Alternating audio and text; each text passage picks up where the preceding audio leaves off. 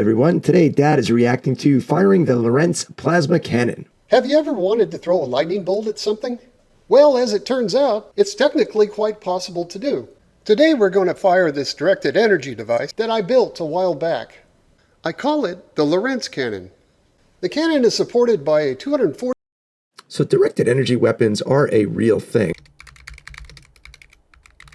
They use focused electromagnetic or particle energy rather than kinetic energy to damage or destroy targets, including high-energy lasers and high-power microwaves. So this is technology that does already exist, and militaries around the world are currently using it. The cannon is supported by a 240,000-volt pulse-forming tower called a Marksbank, which delivers an electrical power pulse of several gigawatts to the 30-barrel armature gun mounted on top. The gun then initiates a plasma channel through the air at current levels found in natural lightning and can direct this plasma channel towards any grounded target. Now you might be wondering, why would anyone build such a thing? Well, back in the day when I lived at Survival Research Labs... So I looked up Survival Research Labs. It takes you over, they have a YouTube channel here called Genuine Survival Research Labs, and they seem to like to stage events with robots sort of attacking, interacting.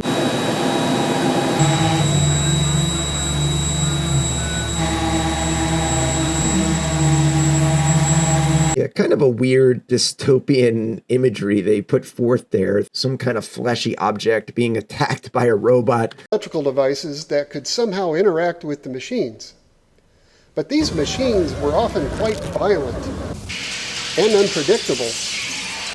And they were usually loaded with weapons and explosives. So how could you arm an electrical device to survive in such a hostile environment? The answer? Use pulsed power. And if that doesn't work, use more pulsed power. Now, capacitor banks are a cheap and cheerful way to blast objects with hundreds of megawatts, or shower large areas of machines with molten metal. But to blast an object with capacitors usually involves running very heavy cables, and dragging these heavy cables up to a fast and mobile machine wouldn't be very practical at all. So I wondered, could you somehow direct a lightning bolt at a hostile machine instead?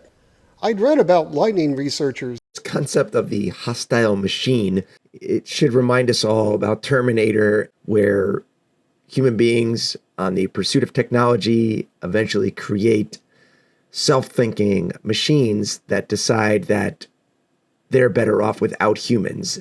And life often imitates art, and I think most of us should be a little bit scared of that, especially with all the rise of AI and other things that are going on currently in 2025 here. The exploration of coming up with weapons that can actually incapacitate machines seems to be what he is extremely interested in and where he's dedicated a lot of his life. Who could direct lightning bolts to the ground by firing rockets trailing a thin wire. But how can a hair-thin wire possibly carry tens of thousands of amps? This is where the Lorentz force comes to the rescue. When you pass current through a wire, a magnetic field forms around it. Lorentz found that this field produces a force that compresses the conductor, which increases with the square of the current. Now normally, if you tried to pass 10,000 amps through a thin wire, it would instantly vaporize. But if the current rises fast enough, the Lorentz force grows faster than the explosive force. And as electrical current goes through a wire, you create a magnetic field. And what he's saying is that if you do it fast enough, the current that you're pumping through here, the magnetic field can actually be strong enough to prevent the wire from degrading. Kind of immediately think about fusion reactors. The tokamak reactors that we've been looking at and studying for the last several decades all work off of the concept of creating a plasma beam inside of a machine or a reactor and then compressing that plasma with magnetic fields. And it contains the hot plasma into a super dense channel. It's a great trick, but there's a catch. In order to get the current to rise that fast, you need to hit it with a rather large voltage pulse, and a fast one to boot. Now this is easy for a storm cloud to do, since it has hundreds of millions of volts available. But I wondered, could mere mortals pull off such a feat? As luck would have it, SRL had recently rescued a bunch of 20,000 volt capacitors from the scrapyard. But some quick calculations revealed that we needed over 120,000 volts to produce a fast enough edge. So to get 120,000 volts out of 20,000 volt caps, I borrowed the Marksbank approach used to power the Z machine. Now a Marksbank is a clever way to multiply voltage by almost any amount. Here's how it works. First, all of the caps get charged in parallel to 20,000 volts through the liquid ballast tubes. Then an array of spark gaps fires them in series, effectively multiplying the original voltage by the number of levels. So, I started on the Marksbank design and stacked all of the 20,000 volt caps that we had into an 8-foot high Marksbank weighing 4,000 pounds. Then, Tim Wellington and I started on the plasma gun itself, which featured a heavy brass front striker plate for the high current plasma channel, and 30 barrels for good measure, which seemed enough for a full SRL show. For acquiring targets on the killing floor, we gave the cannon actuators for both panning and tilting, and an aiming laser located in the central tube. Then we assembled all of the cannon parts in the SRL yard and tried some test shots. It worked! And it trashed my black and white Vidicon camera in the process. But at full capacitor voltage, the gun could only create a stable plasma channel about 15 feet long. So of course we kept turning the voltage up, increasing the range. But unfortunately, the scrapyard caps were already at their end of life, and stressing them to 120% quickly resulted in many violent capacitor failures. So, we needed to find new and better caps, and lots of them. But turns out they weren't cheap, and even used, just one of these energy storage caps cost more than my pickup. When I was doing a little research on this lab that this gentleman used to work for, some of the older footage talks about how we don't pay for anything. We just steal or borrow items. We don't buy shell products, but we do occasionally steal them. They even used the line, sometimes you have to bite the hand that feeds you, which makes me feel like these people that work in this lab were working for real military industrial complex types places. Well, it took me a minute to find another set of capacitors, but I finally had the good fortune to come across these. Here in the future, there are much beefier third-generation capacitors available, allowing more than double the drive voltage of the old bank, and peak currents well into the range of lightning strikes. So let's pick up where we left off. The ranging test back then yielded a 25-foot range, but by overloading the old caps to 120,000 volts. Today, let's see if we can reach 35 feet with 150,000 volts. I'll be operating the cannon and the Marksbank from the relative safety of the operator's console here, but with heavy eye and ear. I'll be operating the cannon and... I love these old type of electronics that were so... the affordances were so easy for someone to understand. You don't need fancy touchscreens to get the job done. You can still use buttons and switches, which are just a lot more obvious, I believe, to the user as to what I'm trying to do. And the Marksbank from the relative safety of the operator's console here, but with heavy eye and ear protection nonetheless. So first we acquire the target, then start charging the Marksbank.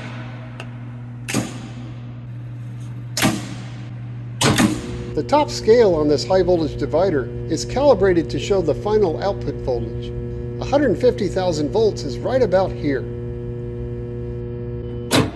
Okay, the bank is charged and ready to fire. 3, 2, 1. I barely saw it. Here we go.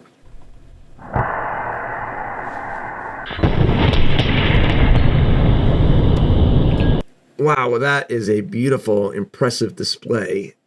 I don't know if everybody caught and noticed, but first an object was fired out, and I think it was kind of almost like a dart with a wire attached to it. And that's the way this works. So it sends a wire out to the target and then runs the current down along the wire.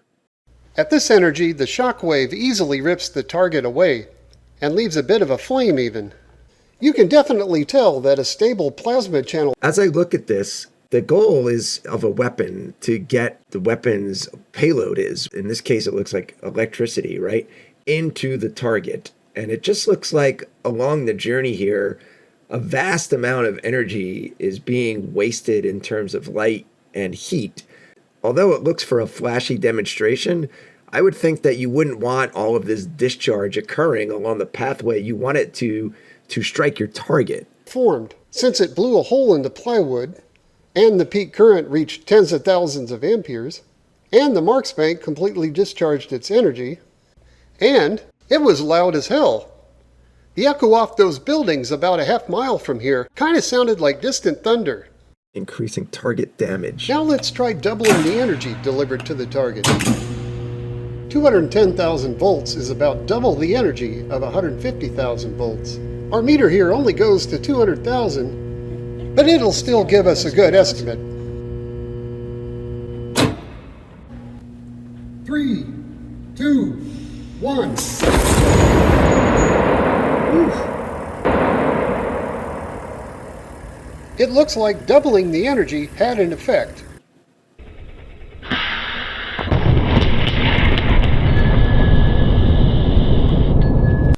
Again, a very impressive, big, explosion, light, sound. But it also just seems like, again, a lot of that energy is being released into the air and not striking the target. Although we did see this piece of paper that was there get destroyed.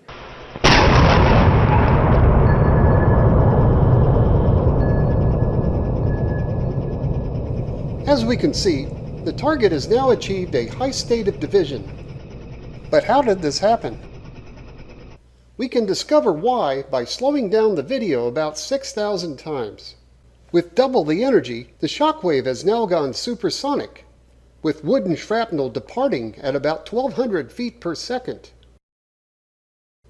The target simply can't move out of the way in time, and is shredded to bits.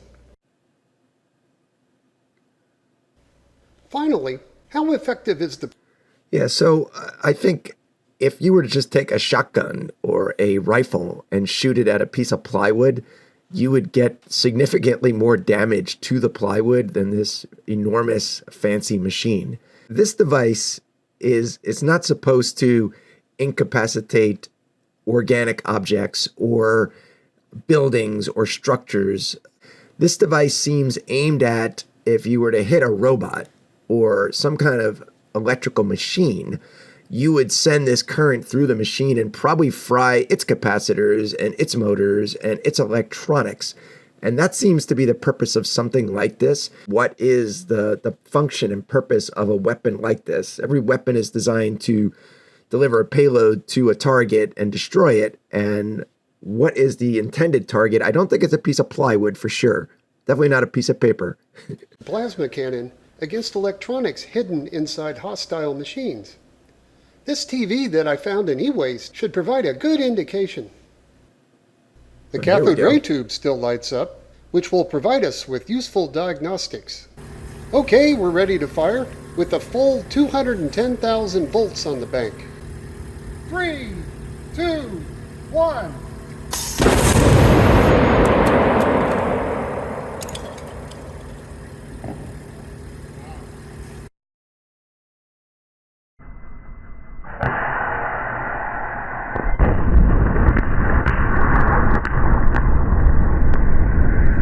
The plasma channel didn't penetrate the front of the CRT, but simply went around it and connected directly with the deflection circuits inside. Those circuits then launched through the top of the television.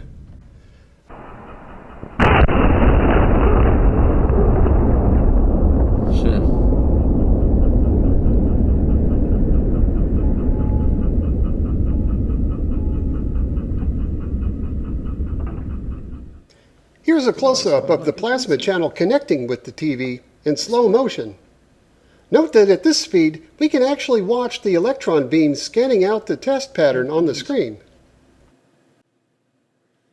Yeah, I think that looks like the intended use. So if you want to fry the electronics in a, quote, hostile machine, which let's all hope that those aren't on the verge of surrounding us all, this would be one of the ways to do it. The electronics hidden inside the TV were adversely affected by the plasma channel. Oh, wow. So I was surprised at just how fast the plasma cannon range scaled with increasing drive voltage, and how much explosive force the shockwave can deliver to a target. The data suggests that a plasma cannon with just a 30-foot high Marks tower could achieve a quarter-mile range. Wow. That would be a fun follow-up project indeed, but I'll have to save that one for after I win the lottery.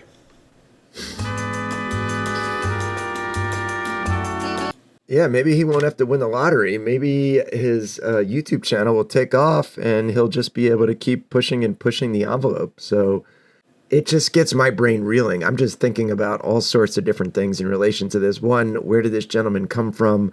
And he's definitely come up with a good prototype weapon for disabling robots. That's what I would say. So all those robots that we're soon welcoming into our homes to quote, make our lives a little better, if for some reason they ever do turn on us, now we have an option to take them out.